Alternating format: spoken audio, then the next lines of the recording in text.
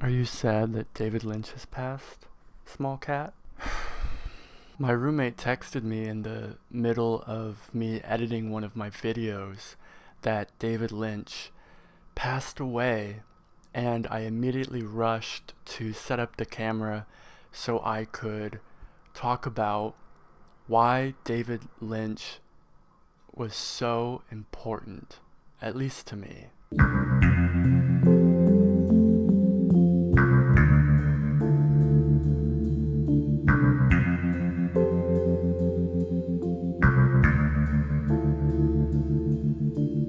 The first thing I ever saw by David Lynch was Twin Peaks. Oh my god, the way that TV show changed my life. It was so beautiful, and I saw myself in all of the characters, and there was such heart and intelligence to it.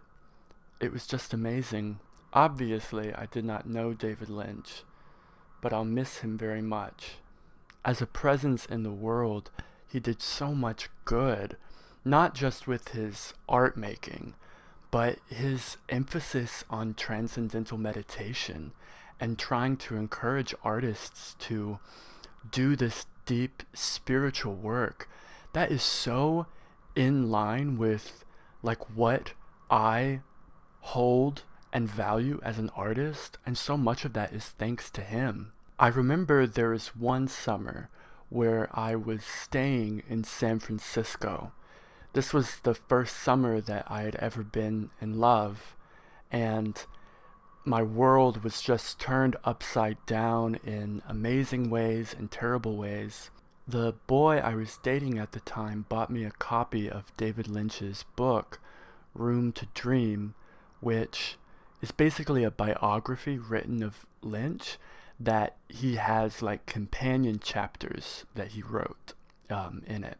In the book, he describes this one story that always stuck with me, where he was in New York City with a friend of his and another friend in one of theirs like pickup truck, and they were like driving down one of the avenues, and they hit every single green light from the top of Manhattan Island to the very bottom.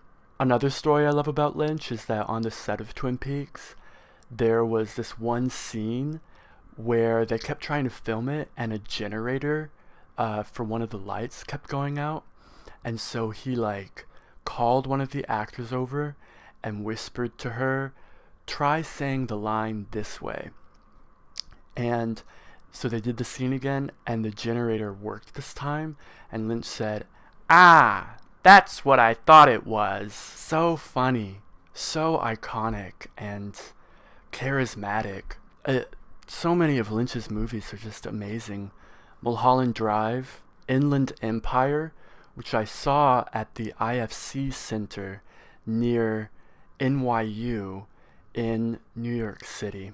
And to think about the story behind Eraserhead, where David Lynch lived on the set in a barn for like months at a time in order to make the movie.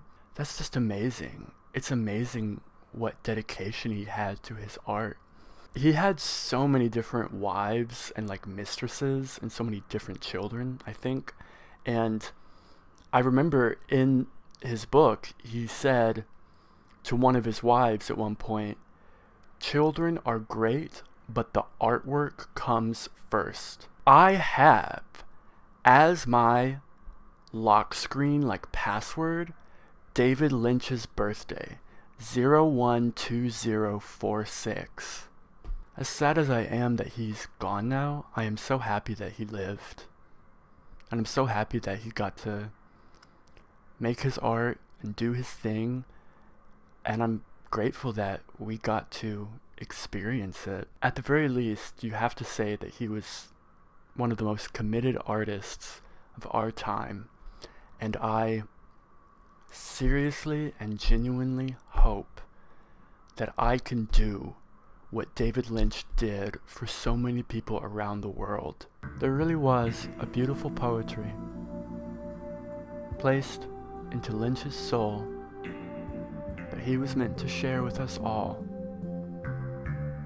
I am so happy that he got the opportunity to, and that I got the opportunity to fall in love with him, or at least his work.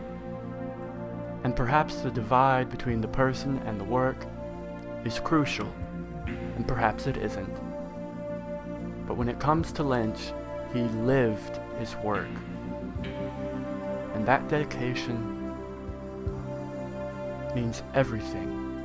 My name is Andrew Ty, world famous poet superstar, and I will always love David Lynch.